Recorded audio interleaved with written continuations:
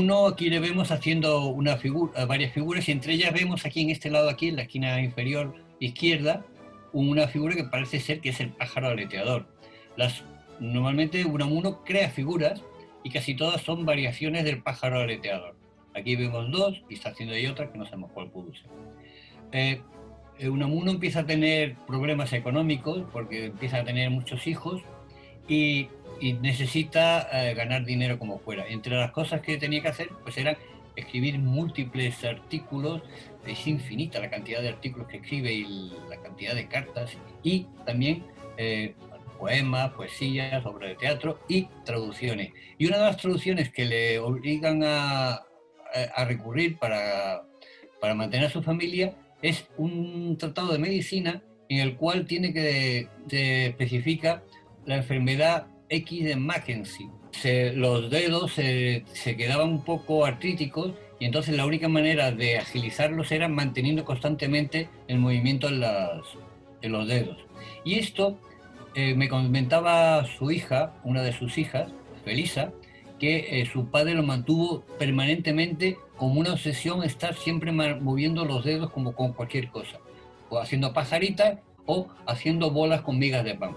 De hecho, me comentaba ese fue un alumno suyo, que tenía normalmente la costumbre de estar siempre en el café, donde tomaba café normalmente, o en su casa, o donde estaba invitado, con la miga del pan de la comida. Normalmente él estaba haciendo bolitas de pan y cuando salía después a la calle, por ejemplo a la Plaza Mayor, a tomar el café que después de comer hacía, iba siempre con su bolita de pan amasándola a las espaldas suyas, y cuando veía a lo mejor a algún alumno suyo que estaba por allí en la Plaza Mayor, él dice que tenía una puntería increíble y que le dirigía un bolillazo a la cabeza de su alumno, y claro, lo que menos podía imaginarse el alumno era que el propio rector de la propia universidad suya fuera el que le hubiera pegado un bolillazo con una miga de pan.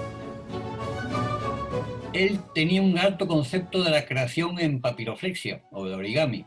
Él decía que el mejor regalo que se podía hacer a los niños era hacerles juguetes, y entre ellos pues los más elementales, inclusive aquellos que pudieran experimentar los propios hijos haciéndolo.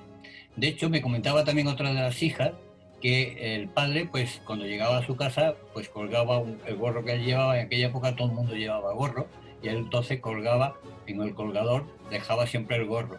Entonces los hijos pues no van a ser menos, se imitaban a su padre, y entonces le pidieron a su padre que les hiciera un gorro, y a cada uno de ellos les hizo un gorro diferente, con los cuales una vez que se lo dejaban de poner, lo volvían a poner allí en el colgador de su casa. Aquí vemos una par de figuras en un artículo de la revista argentina Plus Ultra.